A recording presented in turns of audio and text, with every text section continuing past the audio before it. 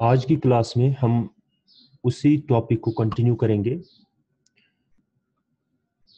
Networking में से हम लोग इस वक्त जो टॉपिक पढ़ रहे हैं वो है ट्रांसमिशन मीडियम, और उसमें हम लोगों ने गाइडेड मीडियम को तफसील से जाना।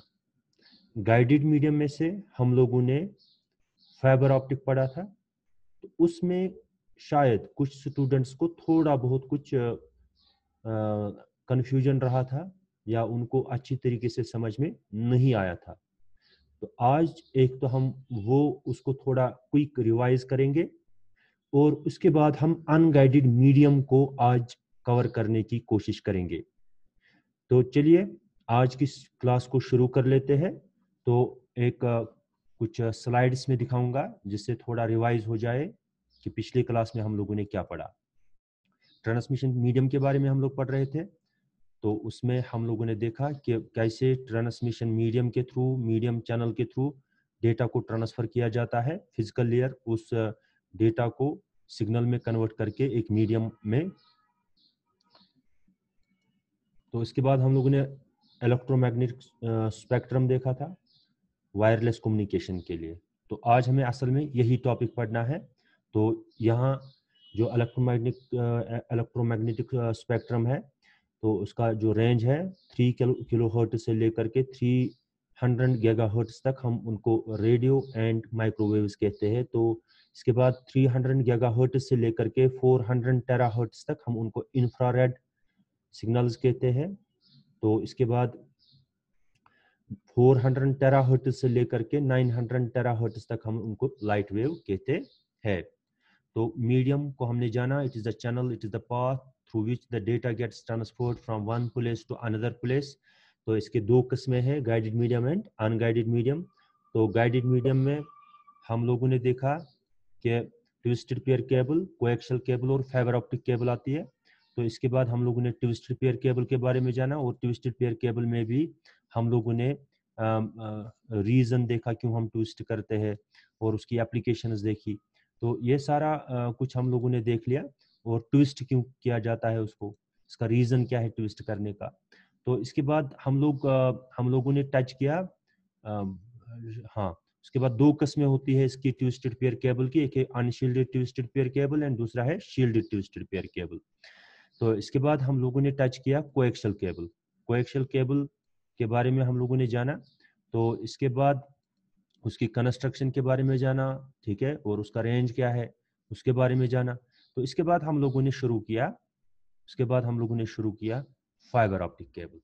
तो फाइबर ऑप्टिक केबल में आप लोगों ने देखा कि इसमें मैंने आप लोगों को बताया कि इसमें डेटा जो चलता है through the medium, through the wire that travels in the form of light waves, pulses. तो हम लोगों ने देखा कि इसमें लाइट की सूरत में डेटा एक जगह से दूसरी जगह ट्रांसफर होता है। लाइट चूंकि बहुत तेज होती है, आप सभी जानते हो कि लाइट बहुत बहुत ज्यादा तेज होती है। तो इसी से पॉसिबल हुआ कि हम लोगों ने जो हाई स्पीड इंटरनेट, जो ब्रॉडबैंड की फैसिलिटी है, हम लोग इस वक्त यूज कर रहे हैं। तो ये किससे पॉसिबल हुआ? ये इसी फाइबर ऑप्टिक से पॉसिबल हुआ। आप लोगों ने देखा होगा कि हम लोग जो ट्विस्टेड पेयर केबल है और कोएक्सियल केबल है, उसमें इलेक्ट्रोमैग्नेटिक वेव्स चलती थी, इलेक्ट्रोमैग्नेटिक सिग्नल्स चलती थी, और उसकी वजह से इलेक्ट्रोमैग्नेटिक इंटरफेरेंस आ जाता था। लेकिन इसमें कोई इलेक्ट्रोमैग्नेटिक सिग्नल नहीं चलती है, तो इसमें जाहिर सी बात है कि इसमें इलेक्ट्रोमैग्नेटिक इंटरफेरेंस भी नहीं आएगा। तो इसमें क्या होता है कि ये बहुत पतली होती है, हाँ, वायर जैसे बॉल होते हैं, जितने पतले बॉल होते हैं उतने ही ऐसे होते हैं। तो ये गिलास के बने होते हैं, शीशे के बने होते हैं, प्लास्टिक के बने होते हैं, जिसमें से लाइट ट्रैवल कर सकती है।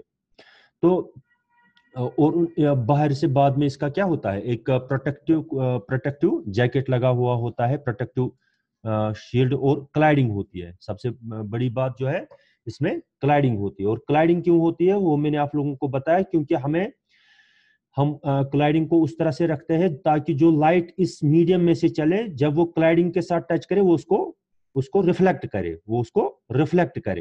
तो यहाँ पे आप लोग देख सकते हो कि जो फाइबर ऑप्टिक केबल है, ये डेटा, वीडियो, ऑडियो और लेंस और वैन्स में इसको इस्तेमाल किया जाता है।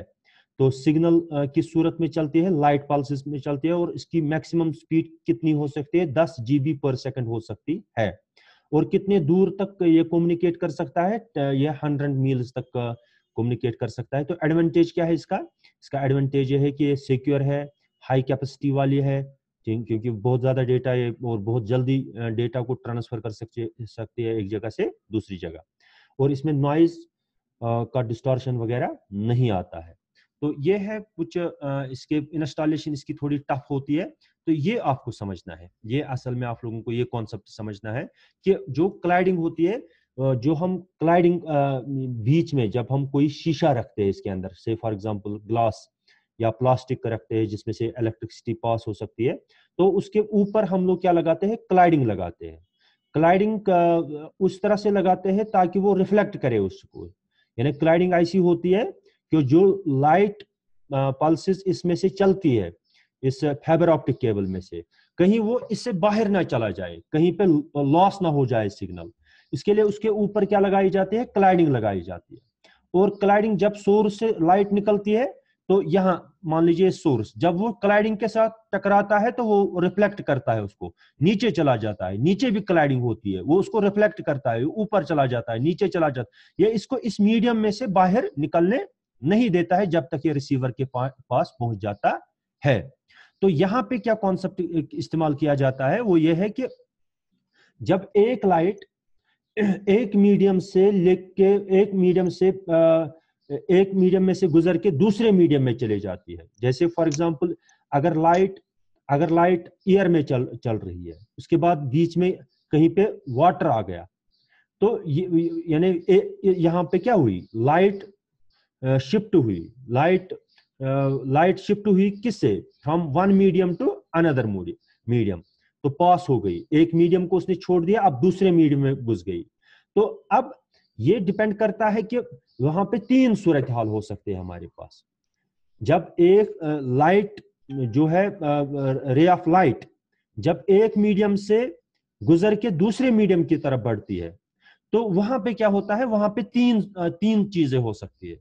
वहां पे या तो रिफ्रैक्ट होगी, यानी भाग जाएगी, यानी एक मीडियम से उठ के दूसरे मीडियम में चली जाएगी लाइट।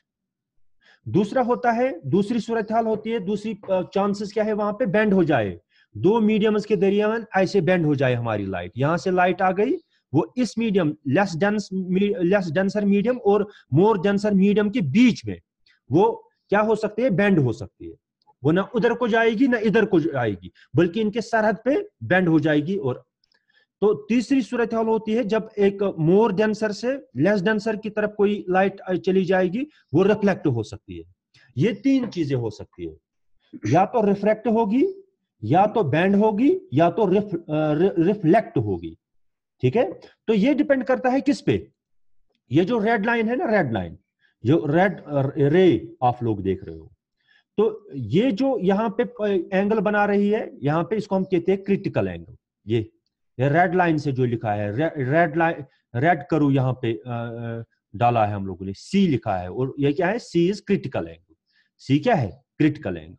इसको हम क्रिटिकल एंगल, हम लोग दो मीडियम्स के दरमियान एक नॉर्मल डालते हैं, एक नॉर्मल डालते हैं, और उसके बाद यहां से यहाँ पे ये इसका यानी वो पॉइंट है जहां पे मान लीजिए नॉर्मल यानी मोर डेंसर और लेस डेंसर के दरमियान क्या होता है? तो ये पॉइंट यहां से एक रे ऑफ लाइट आती है, वो यहां से गुजर के यहां पे चली जाती है, और ये जो पूरा एंगल यहाँ पे है, ये this is the angle of critical angle, इसको हम क्रिटिकल एंगल कहते हैं।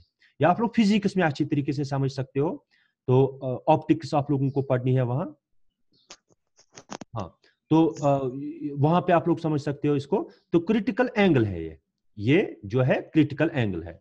अब देखो, जब एक कोई रे ऑफ लाइट आएगी, यहां से चली जाएगी, तो वो जो रे ऑफ लाइट आएगी ना, वो इस नॉर्मल के साथ एक एंगल बनाती है। जो रे ऑफ लाइट आती है एक मोर डेंसर से लेस डेंसर की तरफ, तो जो नॉर्मल होता है लेस डेंसर और मोर डेंसर के दरमियान, इस नॉर्मल के साथ वो क्या बनाती है? एक एंगल बनाती है, उसको हम आई कहते हैं, that means angle of incidence, angle of incidence. अगर angle of incidence critical angle, अगर एंगल ऑफ इंसिडेंस लेस है लेस देन क्रिटिकल एंगल, ये अभी जो क्रिटिकल एंगल मैंने दिखा, अगर उससे वो कम है, अगर वो उससे कम है, तो लाइट क्या हो जाएगी, लाइट रिफ्रैक्ट हो जाएगी, लाइट रिफ्रैक्ट हो जाएगी। अगर अब वो इससे कम यानी इसके बराबर है, तो बेंड हो जाएगी दो मीडियम्स के दरमियान, वो बेंड हो जाएगी दो मीडियम्स के दरमियान। अगर angle of incidence greater than है इसके क्रिटिकल एंगल के, तो उस वक्त वो रिफ्लेक्ट होगी। क्लाइडिंग के लिए जो है ना, क्लाइडिंग में हम लोग ऐसे ऐसे मीडियम को रखते हैं, ऐसी क्लाइडिंग को रखते हैं ताकि वो रिफ्लेक्ट करे, ये वाला, जहां पे angle of incidence is greater than critical angle, जहां क्लाइडिंग हम उस तरह से रखते हैं ताकि जो रे ऑफ लाइट इस वायर में से चले, वो क्या हो, उसका angle of incidence greater than हो क्रिटिकल एंगल के, ताकि वो उसको रिफ्लेक्ट कर सके। रिफ्लेक्ट यहां जैसे यहां पे आप लोग देख सकते हो, जैसे आप लोग इस पिक्चर में देख सकते हो, ये इसको क्लाइडिंग को उस तरह से रखा जाता है ताकि जो रे ऑफ लाइट इसमें से चले वो रिफ्लेक्ट हो जाए, वो रिफ्रैक्ट ना हो जाए, वो बेंड ना हो जाए, बल्कि वो क्या, वो रिफ्लेक्ट हो जाए नीचे से ऊपर, ऊपर से नीचे, ताकि वो इस मीडियम से बाहर ना निकल सके। समझ में आया?